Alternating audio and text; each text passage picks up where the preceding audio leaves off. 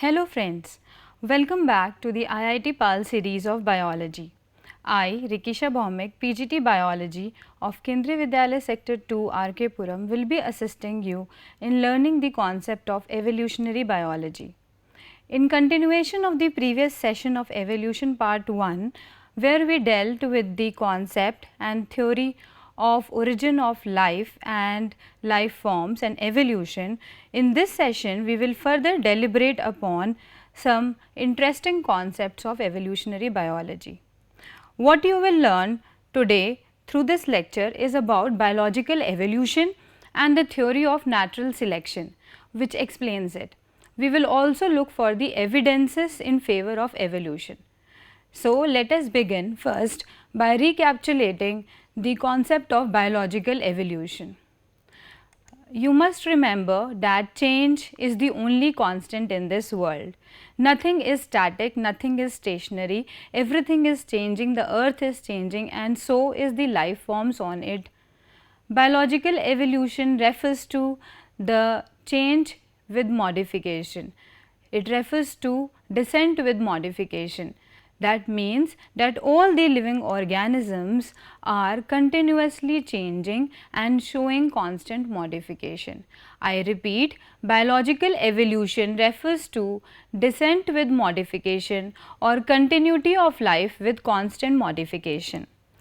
The theory of natural selection to explain this process of biological evolution was given by the great Charles Darwin. I will like to mention here that Charles Darwin was a naturalist and he went on a sea voyage around the world, and in this voyage, which lasted for 5 years, he explored many things. He observed many new species, many different kind of species and noted everything. Evolution by natural selection started when cellular forms with differences in metabolic capacity originated on earth. Obviously, the evolution will start when different type of cellular forms are available which are showing different metabolic activities. So, what is natural selection? To define it in concise terms, we can say that it is the process whereby organisms which are better adapted to their environment tend to survive and produce more offsprings. Why are certain organisms better adapted?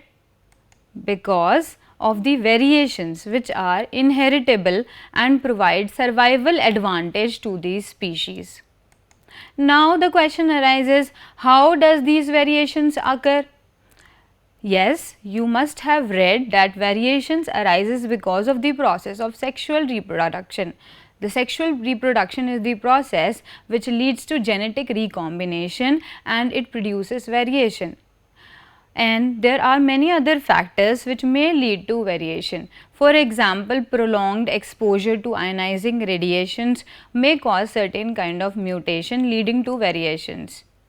Other atmospheric changes that produces changes either in genes or chromosomes or the germ plasm can be the cause of these variation. So, the theory of natural selection states that the organisms who are better adapted to their environment, they will tend to survive because the nature will select them for their advantageous characteristics, and these organisms will show fitness, and this fitness refers to the ability to produce more offsprings, and since they are in a better position to produce more offspring, they will flourish and perpetuate. These organisms are better adapted because they have certain variation or certain characteristics which can be inherited from one generation to the next generation. And how does these variation occur? These variation, for now you can remember that these variation occur due to sexual reproduction or through ionizing radiations or through atmospheric changes.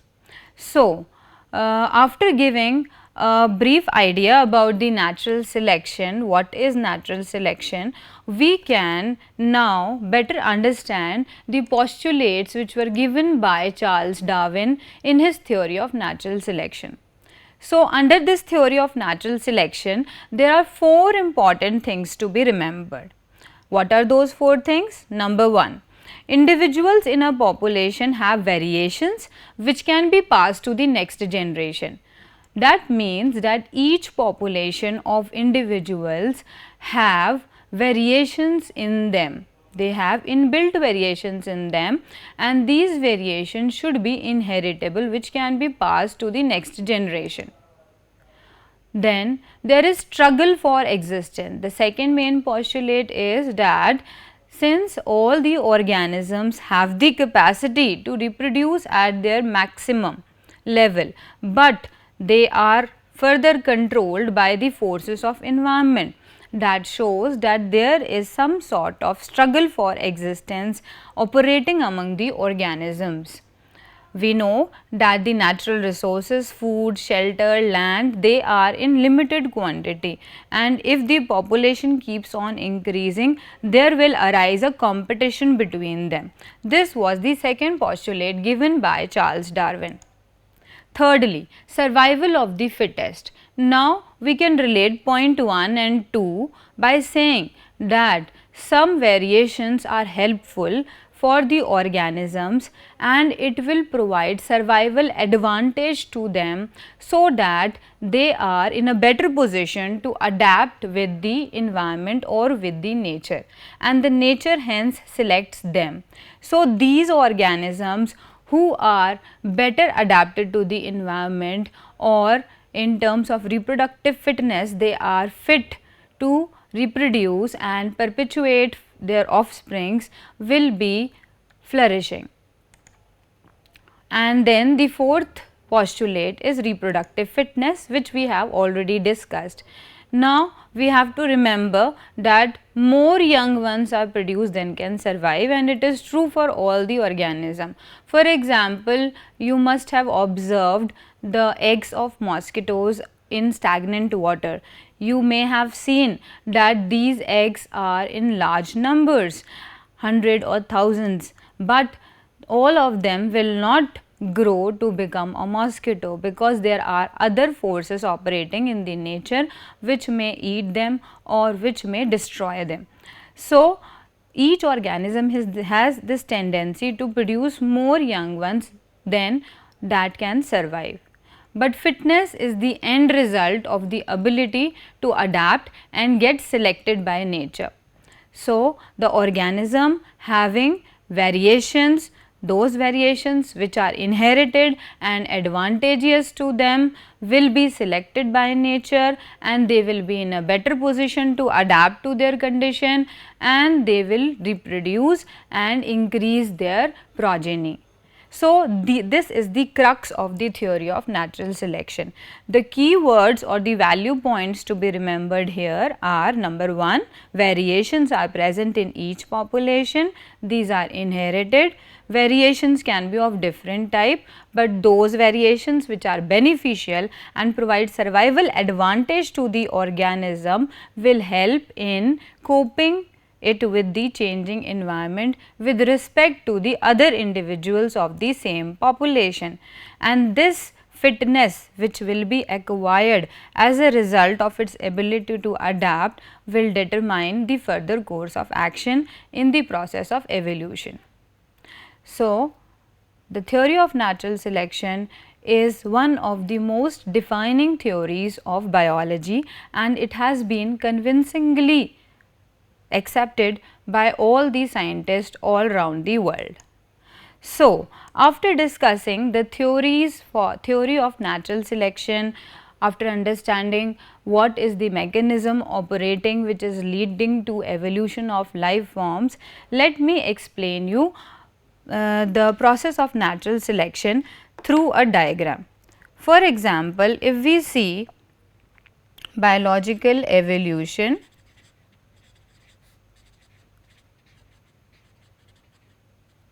by natural selection. So, we will be trying to understand this concept with the help of an example.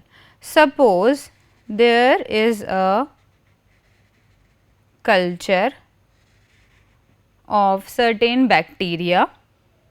The bacteria has been put under a medium. The population of bacteria may have two variants. I am showing these in blue color and the other variant in red color. Let the other variant be B and the first variant be A. In the given circumstances, in the given medium, we can see that there are more number of A's as compared to the B's. But if there is a change in the medium, if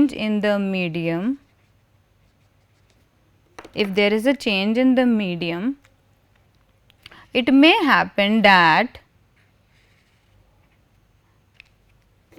the microorganism, the B microorganism having different variant is better adapted to this medium and it will start reproducing, leading to less number of A. Since A is now not in a better position to adapt in the second medium, now the B variant of the microorganism population will start flourishing. So, this is how the microorganism, this is how the change in medium has affected the population. Each population, I said, have certain variation or the variants. The variants which are favorable will be accepted by nature, will be selected by nature in the new circumstances. So, I hope this example is clear to you, and now we will move further to evidences for evolution. Is evolution real? We are studying so much about evolution, but is evolution real? How do we know it? Obviously, we know something or we believe in something when we have evidence about it. Yes, evolution, the process of evolution has some evidences. We have these evidences from varied sources. The evidences of evolution has come from various sources such as paleontology, morphology and comparative anatomy, embryology, biochemistry, connecting links, missing links, direct observation of evolutionary processes and anthropogenic evolution. So, briefly if I describe them, paleontology is the study of fossils, morphology is the study of external features of organisms, comparative anatomy when we are comparing the internal structure of organisms, embryology deals with the developmental biology, the stages of development in the embryonic stages, biochemistry deals with the chemistry of life, the chemical reaction, the metabolic reactions which are taking place inside the body. Then we will learn about connecting links, missing links and how there are certain direct observation of evolutionary process. We will be seeing certain examples which give us the direct evidence of evolutionary processes. Then anthropogenic means those changes which have been brought about by man, man generated evolution. So, let us discuss these one by one. First of all, evidences from paleontology. Paleontology, as I told you earlier, refers to the study of fossils. And what are fossils? Fossils are the remains or impressions of organisms that lived in past. So, we can get direct evidences of the organism which used to live in the past by examining the fossils. How do we examine the fossil? We can determine the age of fossils by radioactive carbon dating technique. In this, we use a radioactive carbon isotope carbon 14 and we determine the remaining life of remaining carbon present in the organisms. And by this technique, we can determine the age of fossils, how old it is. Then the other method is the cross section of earth's crust indicate arrangement of sediments one over the other. The rocks, the sedimentary rocks have been formed one by one and the geological time history shows the deposition of these sediments one over the other. So, the fossils which are found on a particular sedimentary layer can be ascribed to that particular geological time period. Different aged rock sediments, they contain fossils of different life forms. So, what is the geological time scale? Geological refers to the history of earth, and the history of earth has been divided into 5 eras, and these 5 eras have been further divided into periods and periods into epochs. Now, the eras are 5, starting from the very beginning when there was just the origin of life, Archaeozoic, then Proterozoic, Paleozoic, Mesozoic and Cenozoic. These are the 5 eras. Archaeozoic era, we do not find any fossils because all the organisms which were there were soft bodied, and hence we do not find any fossils for them. Proterozoic era had dominant species as sponges and coelenterids. In the Paleozoic era, we found the fossils of invertebrates. Mesozoic was dominated by reptiles and dinosaurs, and Cenozoic, which is the prevailing era, is dominated by mammals. So, you can see that fossils are the remains or the impressions of organisms which used to live in the past, and by examining them, by knowing their age, we can find out that when these organisms were present in the geological time scale of earth. These are the pictures of some fossils, dinosaurs and a fish on the sedimentary rock. So, these are what fossils look like. Now, coming to the next evidence from the source, morphology and anatomy. Here we will be discussing about homologous organs. What are homologous organs? Homologous organs are those organs which have common origin and built on same fundamental pattern, but they perform different functions and have different appearance.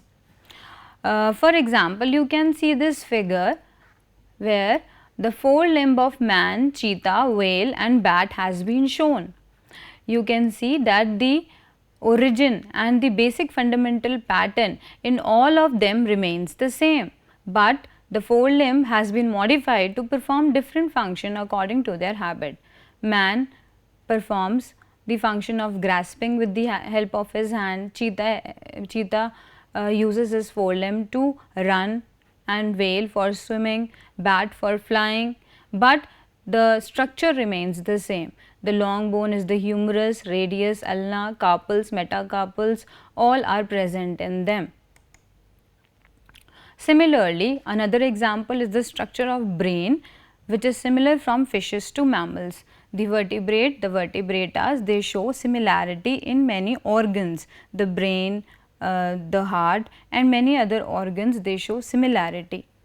What does this suggest? The homologous organs suggest evolutionary relatedness, or they give the evidence that these organisms had a common ancestor. So, apart from remembering what are homologous organs, you should also remember what is the significance of homologous organ. The significance lies in the fact that these organisms who show homologous organs have a common ancestor and they are more related to each other. Coming next to analogous organs, which are just the opposite of homologous organs. In this diagram, you can see insect wings and bird wings. Insect wings and bird wings, both of them are used for flying. A bird also uses its wing for flying and the insect also. But here the origin and the structure are different. The wing of an insect is the modification of its integument, whereas in the birds you can see that there are again those bone structure, humerus, radius, ulna, carpals, metacarpals, and has been modified into feathers.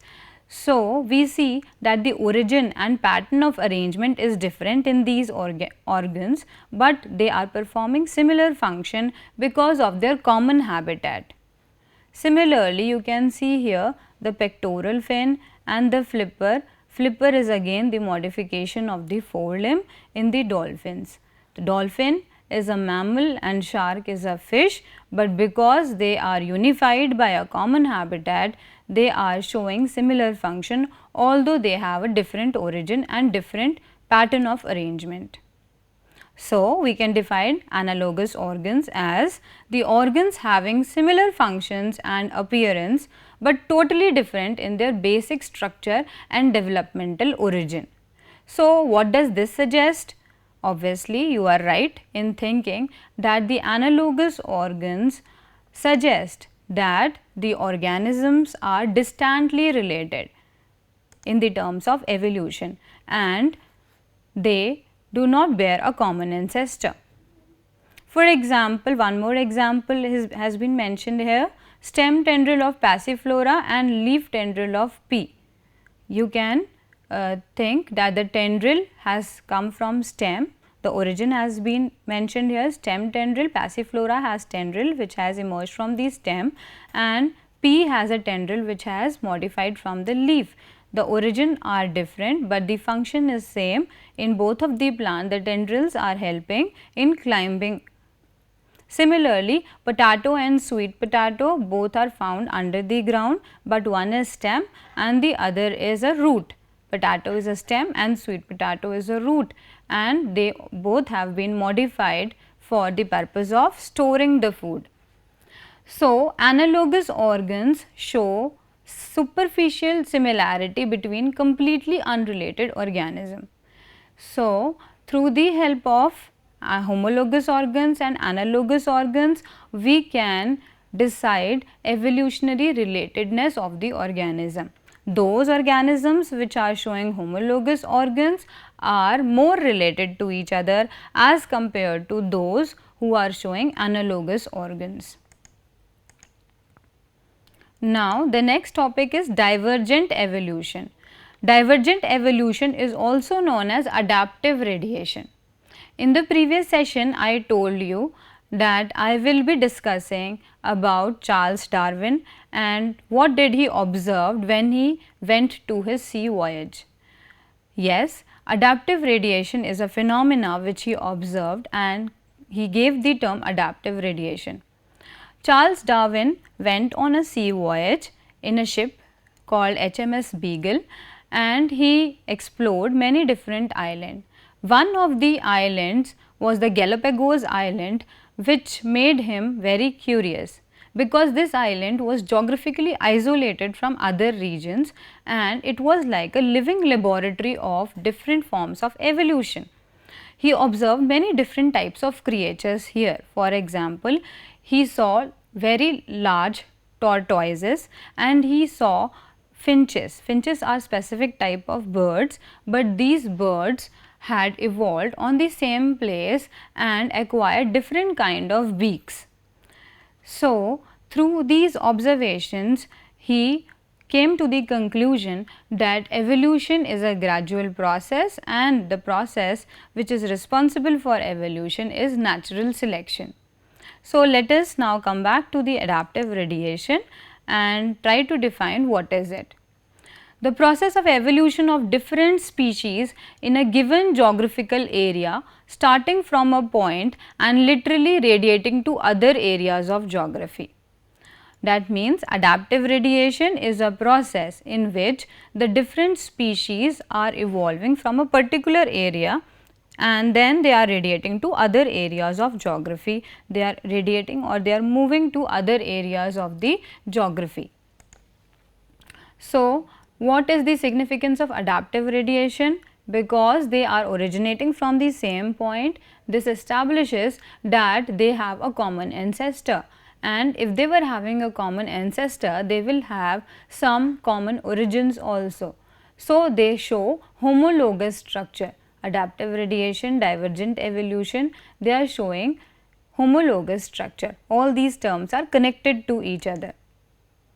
It provides strong evidence in favor of organic evolution. The process of adaptive radiation in which the organisms are evolving from a particular area, from a particular point, and then diverging into different areas. This shows that organic evolution is taking place. Again, the limb structure in mammals are the example of divergent evolution. In this picture, you can see the pentadactyl limb. Pentadactyl means we have 5 digits. So, this pentadactyl limb as the ancestral terrestrial vertebrate limb plan, it subsequently got adapted by modification for different users so that it may help them in different habitats.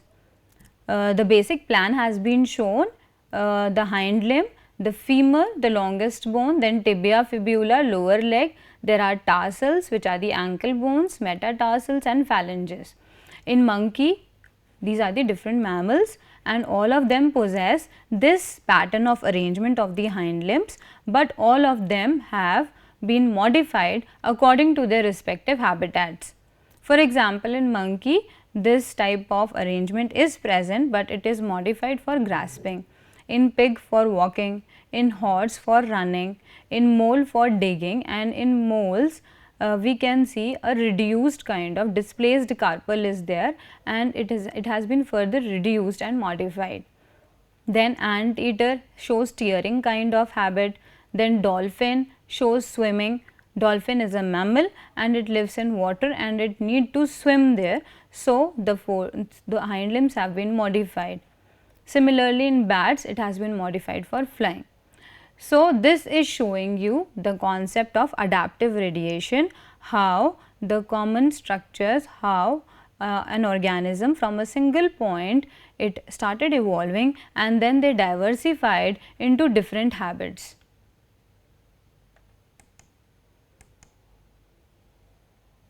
Another example is the Darwin's finches. As I said that Charles Darwin observed many finches. There were many different species of finches, different types of finches. Finches are small birds which had peculiar beak, but he saw that all the finches, there were many different kind of finches and they were showing different kinds of beak adapted for their feeding habit. Some were showing fruit habits, some were showing leaf habit for eating the leaves, some for insect. So, there were different kind of finches with different feeding habits and all had arise from a common ancestor which was seed eating. And the similar seed eating finches were present in other areas also. But what was special about Galapagos Island was that apart from the seed eating finches, other kind of finches were also there. Then the third example is the marsupials of Australia. Again, Australia is an island which is separated from the rest of the world, and the marsupial radiation has been shown here. The marsupial kind of habit, the marsupial kind of feature has been arose from a common ancestor and have radiated into different habits. Tasmanian wolf, tiger, cat, anteater, rat, kangaroo, all of them have been diversified from a common ancestor. The next we come to convergent evolution. Just like we studied homologous organ, analogous organ, and they were opposite of each other. Similarly, the concept of divergent evolution is exactly opposite to that of convergent evolution. Diverge means to spread and converge means to come at a point together. So, with this basic idea, I would like to define it for you. Convergent evolution is the process where organisms who are not closely related independently evolve similar traits as a result of having to adapt to similar environments. So, they are not related at all, they are evolving independently, but they evolve similar traits because of the unifying environment they are present in. Since they have to live in the same environment, they all are adapting themselves to show similar feature. So, a superficial similarity is seen among them, but in the origin and in the arrangement they are different. When more than one adaptive radiation occur in an isolated geographical area, it is called convergent evolution or adaptive convergence. So, when more than one adaptive radiation is occurring in some area which is isolated, then the process of convergent evolution will take place, and it is also known as adaptive convergence, and it will lead to analogy. Divergent evolution leads to homology and convergent evolution leads to analogy. It is also known as parallel evolution because the adaptive features they are showing similar because of the same habitat. These are the examples: convergent evolution, showing the examples placental mammals, and the similar Australian marsupials are also present. Anteater in the placental mammals and the numbat anteater. Again, this is an example of convergent evolution. Jurassic ichthyosaur, which was a marine reptile, and the modern dolphin, which is a mammal, they both have this common habitat. They live in water, but they have adapted themselves for the water-like adaptation, water-like habit. Both of them have streamlined muscular body, dorsal fin to cut through water, they have propulsive tail, and they have a keen eyesight. But we know that both of them are very much different from each other. One is a reptile and the other is a mammal. Similarly, the shark and dolphin is also the example of convergent evolution because shark is a fish and dolphin is a mammal. So, let us see the process by which two lines of evolutionary development bring about superficially similar creatures. When different groups of organisms are subjected to the same environmental selection pressures, they tend to evolve similar design features. So, it is the impact of environmental forces on them which is making them to adapt to the environmental conditions. So, till now we have discussed about the evidences of evolution. We were at the first we discussed paleontology, the evidences which are coming from the study of fossils. Then we studied about the morphology and comparative anatomy, morphologically similar characters, analogous organs, and internally similar characters, but superficially they appear different are the homologous organ. So, this is about the morphology and comparative anatomy. So, you have to remember these points when you write an answer on evidences of evolution. Then vestigial organs also give you some idea of evolution. What are vestigial organs? Vestigial organs are useless remnants of structures or organs which might have been large and functional in the ancestors, but in due course of evolution, since they are no more used, they have reduced in size. For example, nictitating membrane at the eyelids of the eyes, then the pinna, it has reduced. The muscles which were used to move ears, we are not able to move our ears. There are certain mammals which can do them. Hair on the body, and the third molar, pointed canine, which was suitable when we fed on raw vegetables, raw roots or raw flesh. Then vermivore appendix, which is present in ruminants, is not present or reduced in humans. So, these are the examples of vestigial organs. Vestigial organs are those structures or remnants of those structures which used to be large and functional in our ancestors, but now they are no more used. So, they have become vestigial or rudimentary. Now, the next evidence which comes is from embryology. What is embryology? Embryology is the study of the developmental stages of embryo. Here you can see the picture of different vertebrates, man, pig, reptile, bird, and you can see that the embryos look alike. They have a similarity between them. The similarity also suggests that they had a common ancestor and they are much more related evolutionarily. So, the study of embryos and their structure can also give you an idea of the evolution process. Then there are evidences from biochemistry. Biochemistry deals with the biochemical reactions which are operating inside and the biomolecules. Here you can see the DNA fingerprints of different mammals, human, chimp, gorilla, orangutan, and you can see that we resemble the chimpanzees very much, and this shows that we have a common ancestor. Remarkable similarity in biochemical processes, enzymes, hormones, bloods and proteins also suggest that the process of evolution is taking place. The similarity in proteins and genes, this also suggests that we have come from a common ancestor and the process of evolution is occurring. Now, the next evidence which come is from connecting links. What are connecting links? Animals which exhibit characteristics of more than one group are called connecting links. Those animals which are connecting one group to the other and they are exhibiting the characteristics of both the groups are known as connecting links.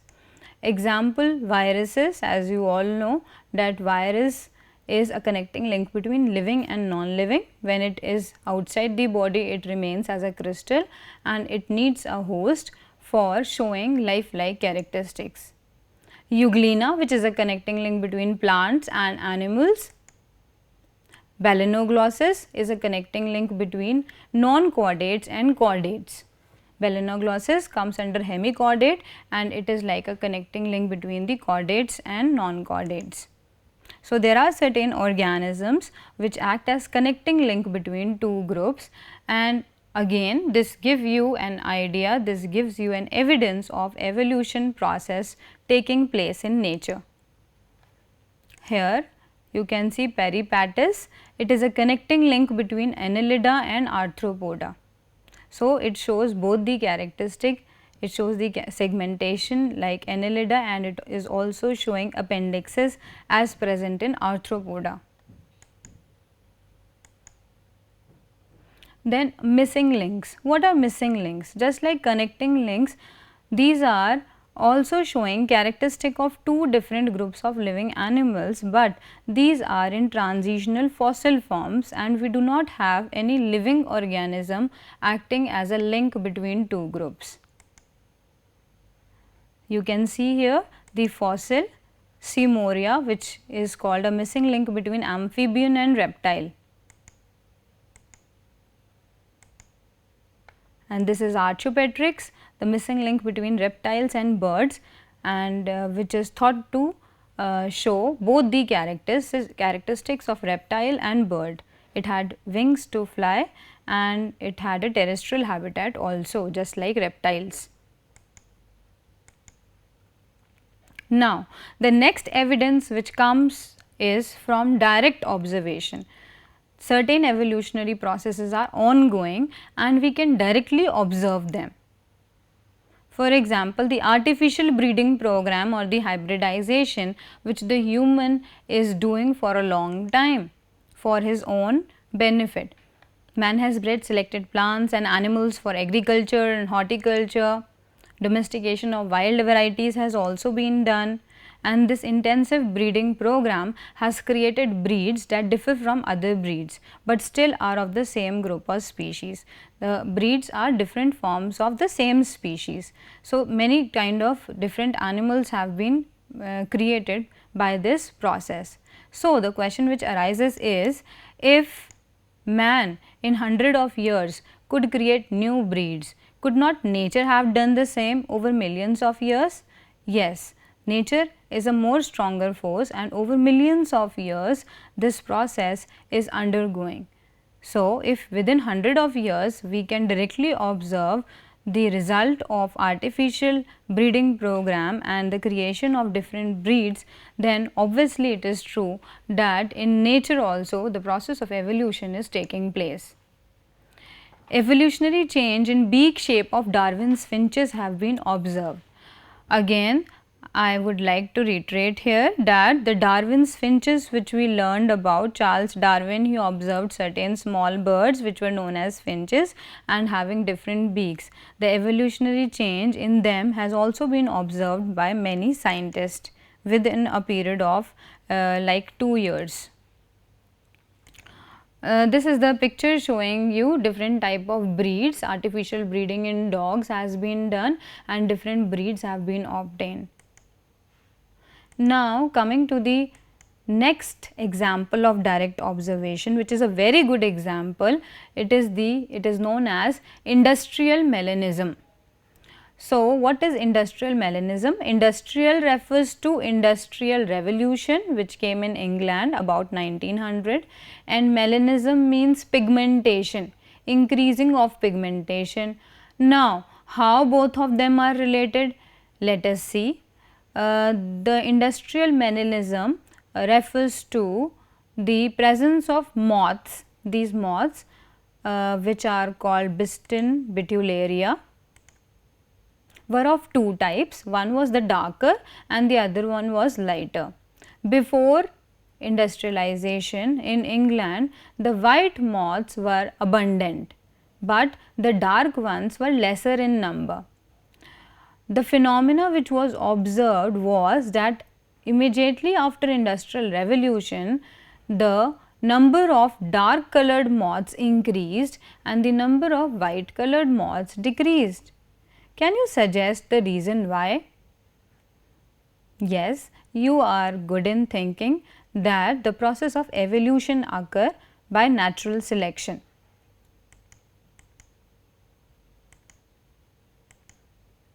So, this kind of evolution which has been generated by or created by man is known as anthropogenic evolution. Industrial revolution is a direct consequence of man's activity, man's interference with nature. Industrial melanism is one example of man-made or anthropogenic evolution. Before industrialization, more white-winged moths were present, and after industrialization, more dark-winged moths were observed.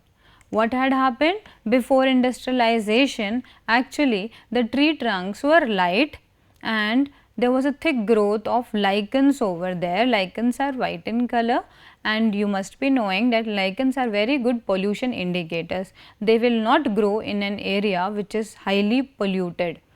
So, these lichens used to grow on the trunk and the tree trunks were also light, and the white colored moths could easily camouflage and defend itself from its predator. But what happened after industrialization? You are right, the pollution level increased and these tree trunks became darker in color because of the deposition of smoke and soot from industries. Lichens also started disappearing.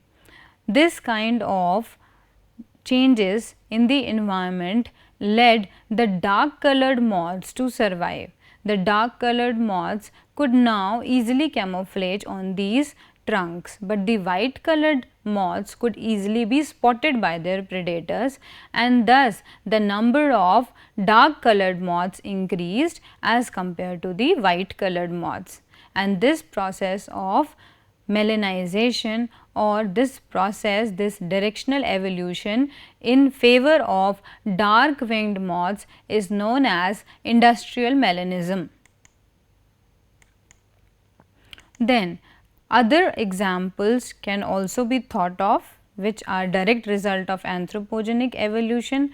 For example, you must have seen that nowadays the pesticides, insecticides or even the simple mosquito repellents which you use at home are of no use. Why? Can you think why? Yes, it is also a gradual process of change. The excess use of pesticides and insecticides has resulted in selection of resistant varieties in much lesser time. So, the resistant varieties, they are being selected by nature. Since they are resistant, they are not showing any effect of these pesticides or insecticide. Similar is the case of antibiotics or drugs which we are using for treating our diseases. The disease resistant varieties are being selected by the nature, and in many cases we can see that antibiotics are providing no effect on the organism. We can also initiate genetic changes in laboratory population of Drosophila to study evolutionary changes. So, these are the direct observation of the process of evolution, industrial melanism, the resistant varieties being selected of the organisms, or we can also artificially see the process of evolution in organisms which have a shorter life cycle. Now, let us discuss. So, we are now at the end of this session, and in this session we discussed about the different sources of evidences in favor of evolution. The different sources of evidences for evolution comes from paleontology, the study of fossils, then morphology, anatomy, the presence of vestigial organs, divergent evolution, convergent evolution. They also give you a direct evidence of evolution, connecting links, missing links, direct observation of certain phenomena which has resulted into evolution. All these give you an idea that yes, evolution is real and it is occurring. Although at a slow pace, but steadily all the organisms are undergoing changes. This biological evolution is also known as descent with modification, that is continuity of life with modification which is constant. So, let us discuss. In the last session, I gave you certain questions to reflect over. I am sure you must have thought over it. So, let us now discuss them.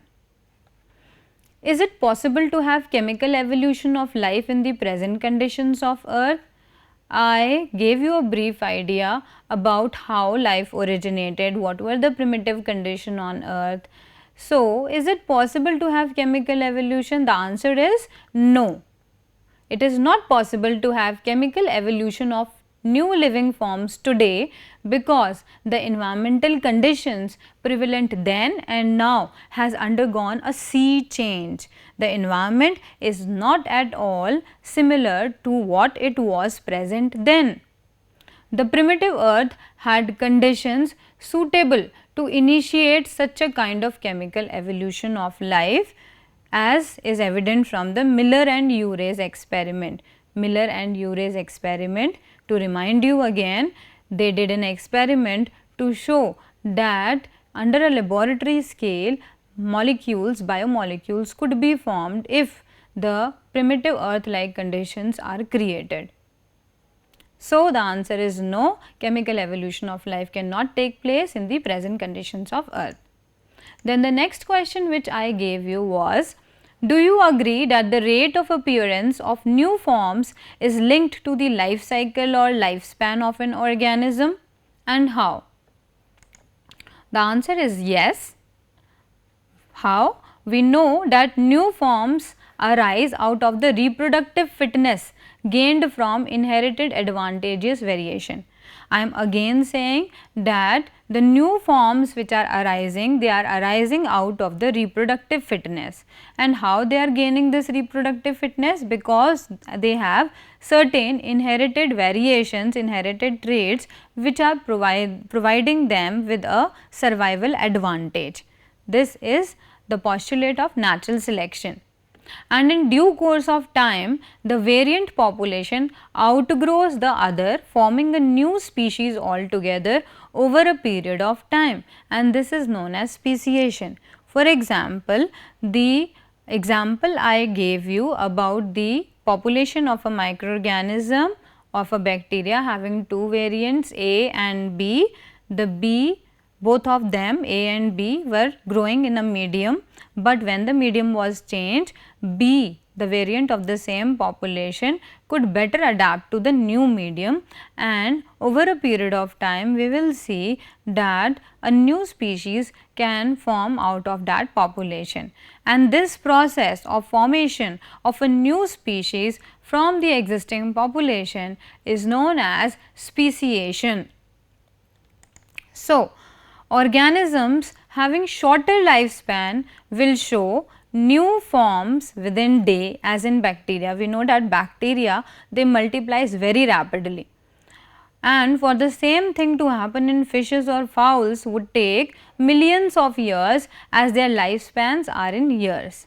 So, we can say that yes, the rate of appearance of new forms is linked to the life cycle or lifespan of an organism. The mechanism of natural selection is operating in all the organism, but those organisms which are having a shorter lifespan will be able to show this mechanism more rapidly as compared to those organisms which are having a longer lifespan. The third question which I gave you was that nature selects for fitness, which are inherited characteristics. The theory of natural selection says that nature will select those organisms which have certain characteristics which enable them to adapt to the nature. Can you suggest the means by which characters can be inherited? How these characters are inherited? When we talk about inheritance, we should not forget the contribution of Mendel. Gregor John Mendel, who is known as father of classical genetics, talked about inheritable factors affecting the phenotype, which unfortunately Darwin could not acknowledge. Although both of them were contemporary, but Mendel was unfortunate for he was not recognized for his work during his lifetime, and Darwin either ignored or did not take into account his revelations, his theory. So, the fitness which is arising are because of the inherited characteristics, and what are those characteristics and how are they being inherited? They are being inherited by the process of sexual reproduction. We know that variations are produced by sexual reproduction, as I told you in the beginning, because in sexual reproduction there is a genetic recombination of chromosomes and the variations are produced, but there can be sudden alterations also which are known as mutation. Mutation was explained by Hugo de Vries. These are the large differences arising suddenly in a population. So, what are the sources of variation? Number 1, till now what we have discussed, we can say that the one source is sexual reproduction, the genetic recombination, and the other is mutation. There can be other factors also which we will discuss in the later sessions. The last question which I gave you was the differences between Darwinian variation and Hugo de Vries's mutation. Differences between Darwinian variation, now we have come to this conclusion that the variations are causing evolution, are causing certain features and helping in natural selection. So, there are two concepts, the Darwinian variation and Hugo de Vries's mutation theory. So, what is the difference between them? According to natural selection, the variations are small and directional. Small, they are taking place very slowly, steadily, and they are directional in favor of one variant, whereas mutations are random and directionless. Evolution is gradual, but mutation is a single step large mutation which is called saltation. Now, the last question was that is evolution a process or a product? Again, this is a very complicated question, whether we call evolution a process or a product. Well, evolution can be called as a process by which all the inanimate and the animate matter has been created on earth. All the biodiversity which has been created can be attributed to the process of constant evolution. So, in terms of this creation of biodiversity, we can connote evolution as a process, but at the same time evolution can also be said as a product or a result of process. And what is that process? Natural selection. The organisms are having variations, those variations which are well suited to the nature, they are being selected, and this is leading to evolution. So, in this case evolution becomes a product.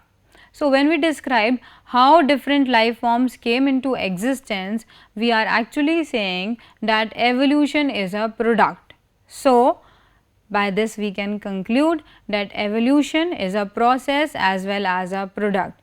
It is a process by which the biodiversity has been created, but it is a product which describes how different life forms came into existence. Are natural selection and evolution processes end result of some unknown process is still not clear. That means that it may be possible that the natural selection, the process of natural selection and evolution may be the end result of some unknown process, but it is still not clear, and we are in a position, we are at a stage where we should examine it further. So, till now we can say that evolution is a process as well as a product. Now, in this session we have discussed many important concepts of evolution. Let us summarize what we have dealt with in this session. Today we learnt about biological evolution by natural selection. We saw in depth the postulates of natural selection, what are the key points of natural selection which we should remember. We also saw the evidences for evolution which come from a varied sources such as paleontology, morphology and comparative anatomy, embryology, biochemistry, molecular phylogeny, connecting links, missing links, direct observation of evolutionary processes, and also anthropogenic evolution. We also discussed whether evolution is a process or a product. We also differentiated between Darwinian variation and Hugo de Vries' mutation. So, let us conclude, and at the end I would like to give you some questions so that you reflect over, and when we come back in the next session, which will be the last series of this topic evolution, you will be in a better position to understand the concept. So, the first question is, explain antibiotic resistance observed in bacteria in light of Darwinian selection theory. The second question is, find out from newspapers and popular science articles about any new fossil discoveries or controversies about evolution. The third question, attempt giving a clear definition of the term species. And the fourth question is, describe one example of adaptive radiations.